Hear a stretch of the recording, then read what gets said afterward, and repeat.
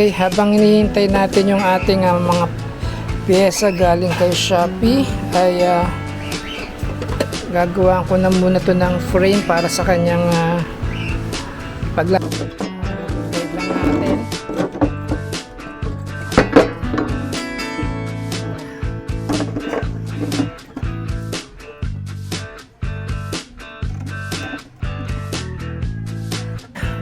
Woo! Bigat! Adjust natin.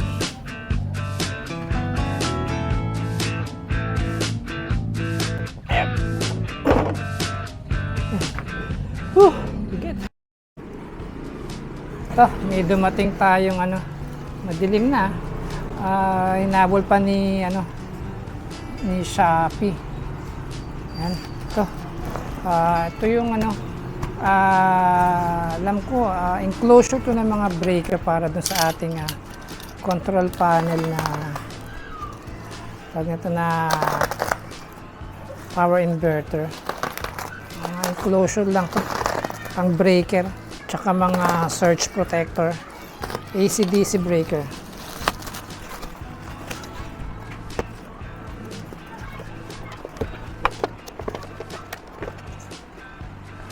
Yun, oh.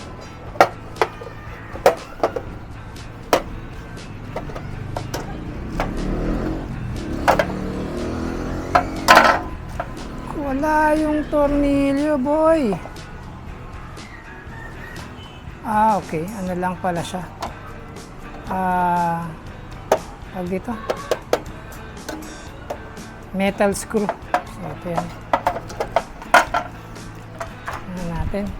Testing natin, lagyan natin ng mga breakers. Ay,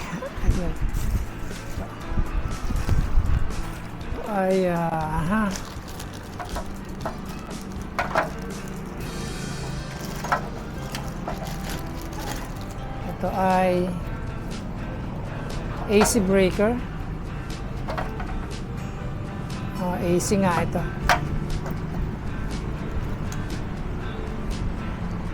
Wah, malambot.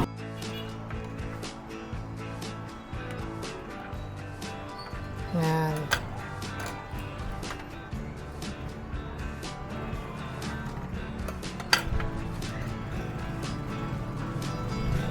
At malambot.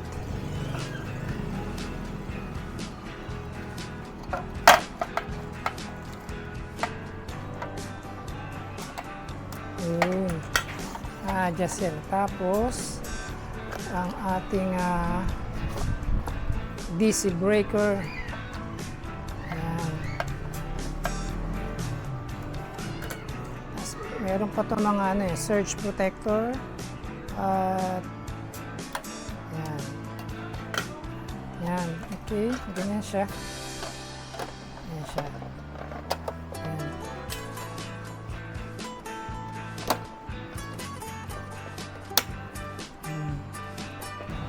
Okay, meron ng bracket yung ating mga breakers, yung ating control panel.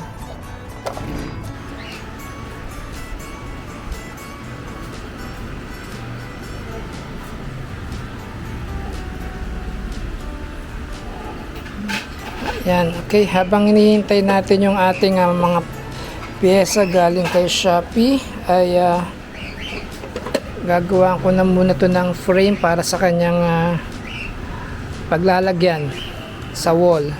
So ito siya ngayon, ito yung kanyang pinaka frame, pinaka housing niya. Ito, hingi ako kay Lakay ng tawag dito, aluminum composite. Itong gagamitin ko ngayon. Bali, ito nakapatong siya dito mismo sa aluminum composite, tapos ito ay nakalubog sa aluminum composite. Yan, para wala siyang wire na lalabas dito, kumbaga pailalim lahat ng wire, hindi makikita ang wire. Ayan, yan siya. Okay, ito ay yan, tulad yan, nasukatan ko na, naguhitan ko na, ibebend na lang itong mga to. Itatry nating katingin muna dito, sobrang haba.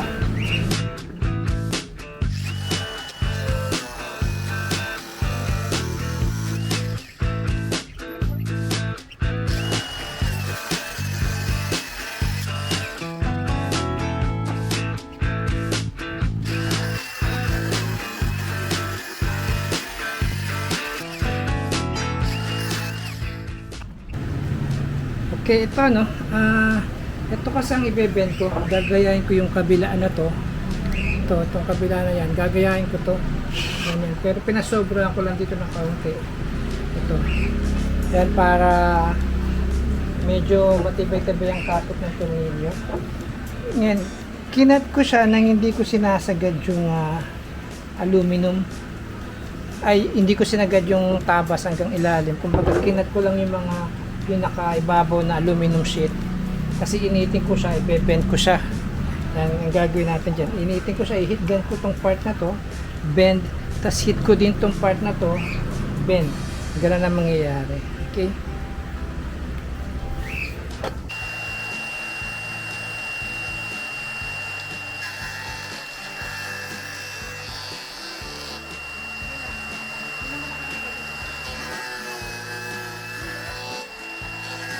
Drink your vitamins and minerals. Daddy, wag mo naman ilagay lahat sa ano mo, baka mabulunan ka. Ha? Ay, Daddy, please.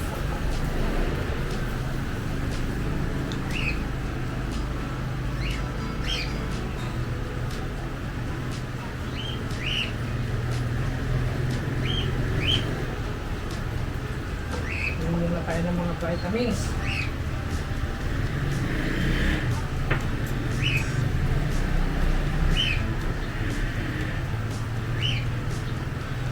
Ito, itatry na natin itong i-hit gun. Ito lang muna part na to. Ito muna unang-una. At kailangan natin mag-gloves. Baka init. Okay. Kasi nung nakaraan, nung nagtry ako kilalakay ng ganito, hindi ko ginamitan ng hit gun, pumuputok. Ibig sabihin pumutok napuputol. Ito, kasi siguro kalumaan na nitong aluminum composite, yung kanyang rubber sa loob ay medyo tumigas na. Kaya siguro pag binend, ganun nangyayari. Pumuputok agad. So ito, tatry natin itong ganito, iniinit, i-bend natin. Sana umubra, no?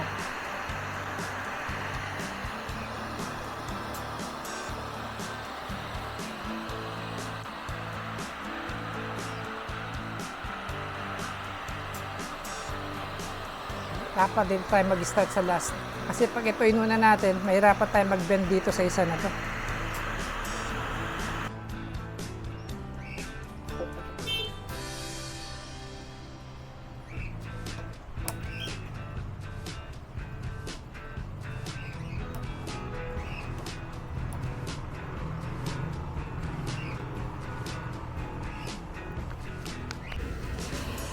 Okay, ito. Gagawa tayo ng frame ng backplate ng ating solar inverter. Ito, nakakuha tayo ng bakal. Ayan. Ayan siya. Kasi ang mangyayari niyan ay tutornilyo ko yan dito. Ayan. Ito ay nasa likod naman. Itong frame na to ay nasa likod naman ito. Itong ginawa natin yan. Panel na to. Ayan. Okay. Try na natin. Okay, ito, may 4 na tayong angle bar. Assemble na lang natin siya ngayon. Yan. Ilagay natin muna ito ngayon at ito siya. Ito na siya.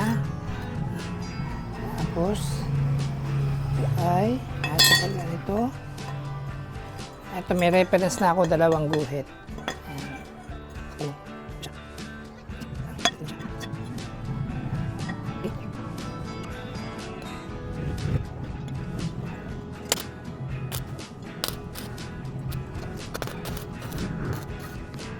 Okay.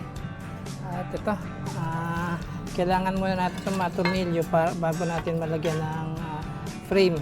Ay, ng ano. Bah, mali tata ang butas dito Okay lang yan.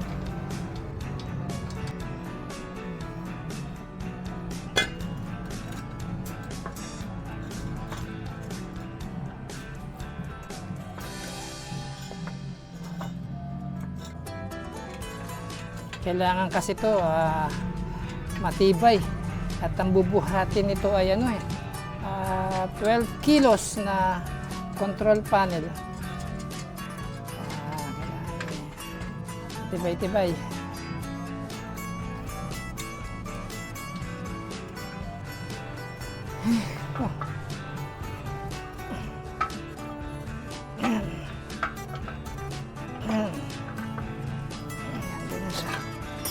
Ngayon, ito ngayon naka-tornilyo sa pader, sa wall. Okay, wait lang. Ating lagyan natin ang angle board dito.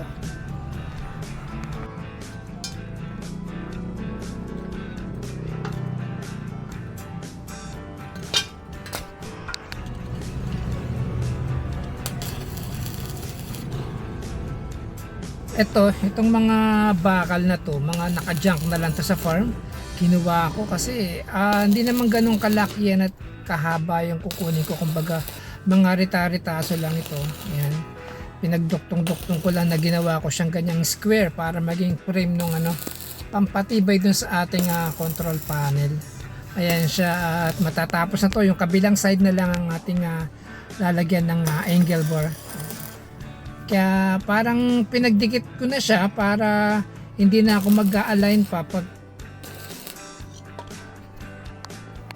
Kaya ako siya nilagyan ng ganito para itong buo na to ay hindi na ma-misalign dahil sa butas na yan. Naka-fix na yung frame na yan para hindi na siya magagalaw. So pag natapos ko ng i-welding ito, itong pinaka-angle bar na to, yan yung magiging nakatornilyo sa wall. Tapos yung kulay gray naman na metal plate na nakakabit sa kanya, tatanggalin ko yan. At isa sandwich naman ng metal plate tsaka itong angle bar, itong aking aluminum composite. Para yan ay yung pinakalock na rin ng aluminum composite na dumikit sa wall. Ganun ang magiging system na itong framing na to. Para matibay, makapal na bakal at malalim na tornilyo sa wall para kayang-kayang buhatin yung ating inverter na 12 kilos.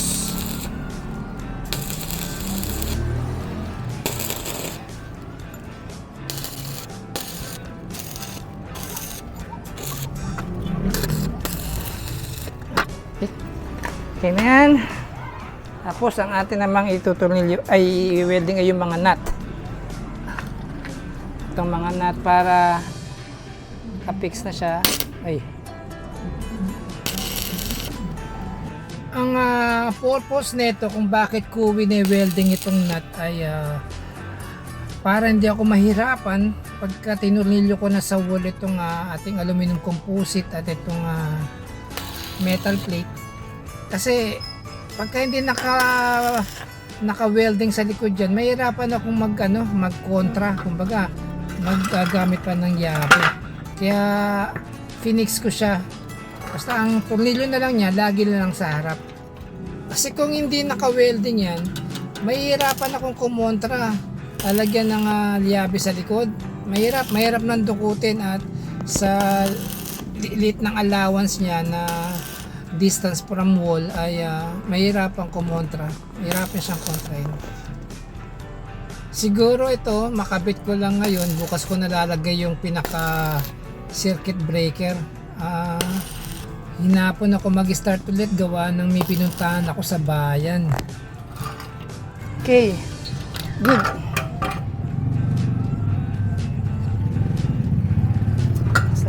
Ayun ito. Okay, ito pa lang, ang bigat na. Ito, bubutasan natin tong aluminum composite at ating itatry i-mount yung ating pinaka control panel bago natin isalpak sa wall. At magdidilim na. Okay, ating gitna. Ito ay 25.5 at itong gitna nito ay 15 cm. So, lagay lang natin dyan. So, yan ang gitna.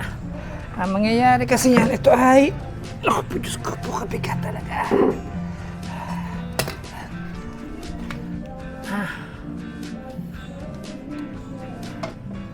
Ganyan siya. Woo! Mabigat. Adjust natin.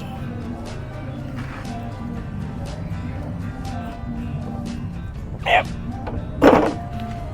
Ayan. Woo! Bigat. Grabe. Ayan siya.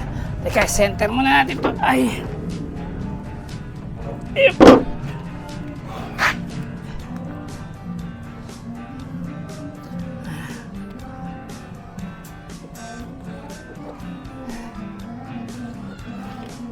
Siya. Okay. Natin kung hanggang saan naabot ito.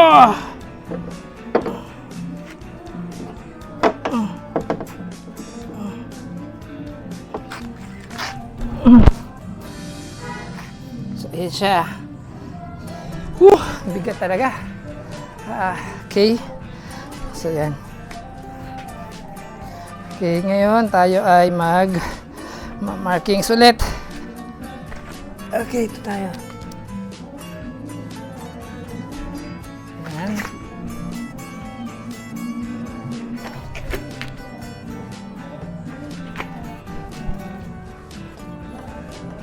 Ayan siya ngayon. Okay, tanggalin muna natin to. Teka, tayo mga. Bigat. Ka na muna, inverter. Okay, yan siya. Ay, siya ngayon.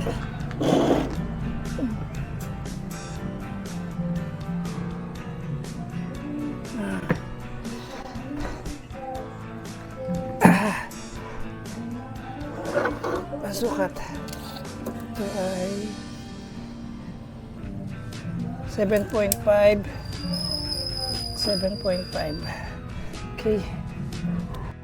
Okay. Tayo ay bubutas na ngayon.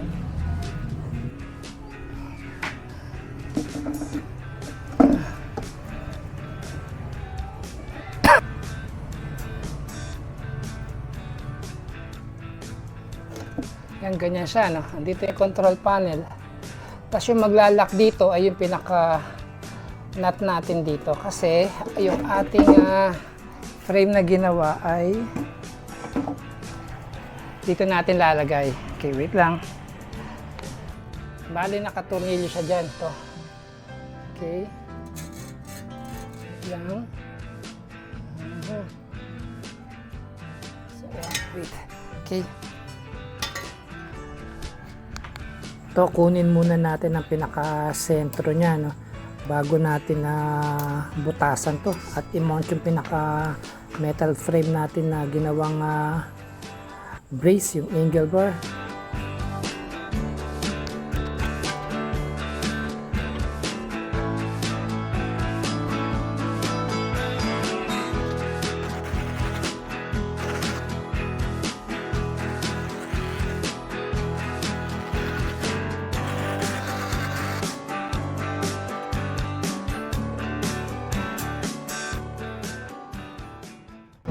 Yan, tanggalin na natin yung mga nut, no, para maibalik na natin itong ating Yan.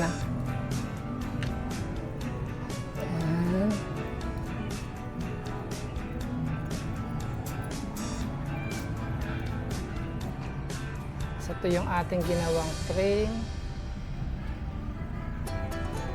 Natin na muna ikakabit dito. Oops. Lagyan muna natin ang nut sa taas.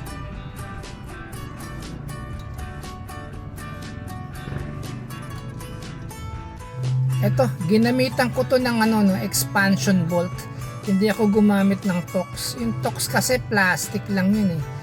May tendency lumuwag o mabunot at magkaroon ng vibration pa. Gawa ng plastic lang siya. Katagalan yan eh, baka yun nga, mag-init, lumawag at mabunot, malaglag. Sa bigat ng ating control panel eh, kailangan natin talaga itong tibayan. Kaya ito, expansion bolt. Ang ibig sabihin ng expansion bolt, ang sistema niya habang iniikot ko yung nut, yung namang pinaka loob ng nakatuhog sa pader ay nagbubulaklak yun. Nagbubuka siya hanggang sa mahigpitan na yung pinakanat. Ayan ganyan, higpit na. Ito medyo yung ganyan, maluwag pa yan. Pero pagkakatagalan yan ay ihigpit din yan, kumakagat yan. Kumakagat. Yan, okay na. Lagay natin yung frame.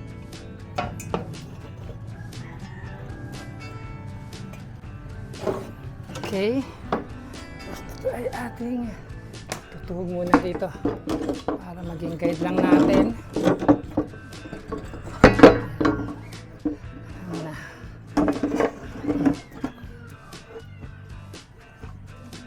Ito medyo nahirapan ako ditong pasok ng tornilyo. Mahirap i-align at malambot yung aking guide na tinusok. Ano lang naman siya, welding rod. Okay, ito na yung sinasabi ko kanina, no? Isa-sandwich siya ng backplate ng inverter, itong aluminum composite, at nasa loob naman yung ating angle bar na ginawang bracket. Yan. Kaya pagka nahigpitan natin itong ating tornilyo na digis, di 8 ata to, 8 yung ginamit ko, magiging fix na tong aluminum composite. Diyan na siya. Kaya wala na akong tornilyong kinabit pa dito sa aluminum composite kung hindi isa-sandwich lang nitong backplate ng inverter. Ay, nahirapan ako mag-shoot ng tornilyo kanina. Mahirap talaga ang nag-iisa. Yan, medyo nakapit ko na. At 4 na tornilyo na to, iniikpitan ko na lang to para lumapat na siya ng maayos, at pati yung ating aluminum composite ay lumapat na rin yung side niya dyan sa wall. Yan. Tapos dyan na natin ikakabit ngayon yung ating control panel natin. Okay.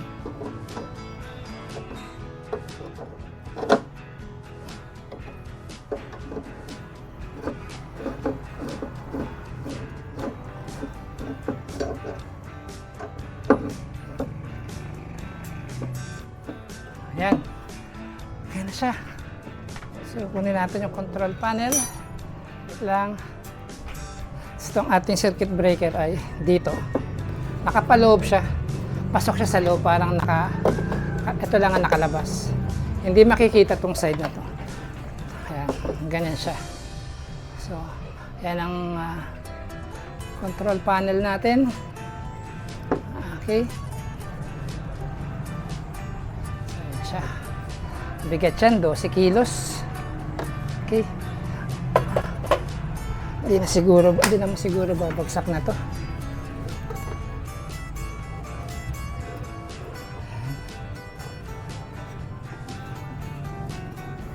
Okay na yan.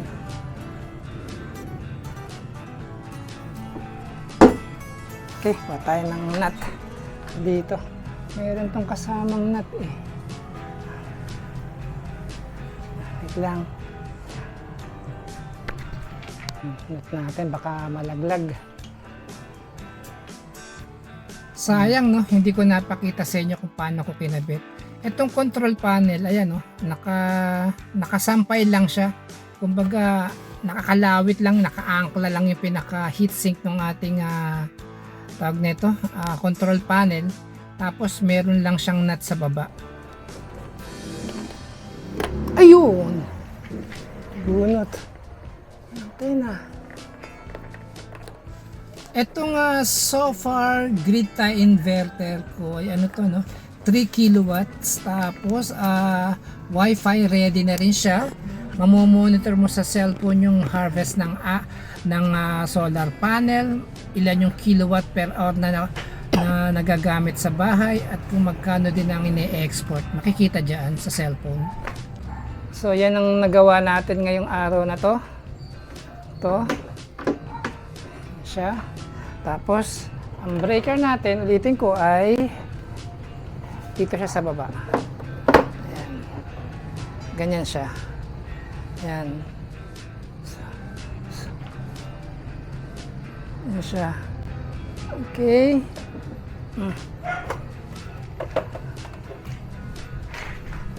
Ito pa pala yung kanyang ano. Yes. So, yan na siya. Itong cover na to, no, matatanggal naman yan. Kulay orange ata to eh. Kulay orange nga ba to? Orange nga. Orange siya, orange. Okay. So, yan. Done.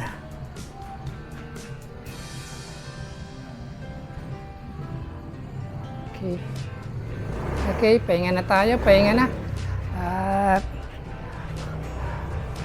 ayan, wala siyang siwang. Oh. Ganda.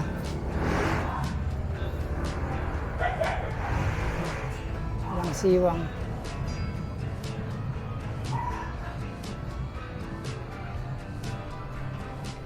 At inabot na tayo ng gabi. Madilim na oh. At magliligpit pa tayo. Okay. Ayan siya. Okay.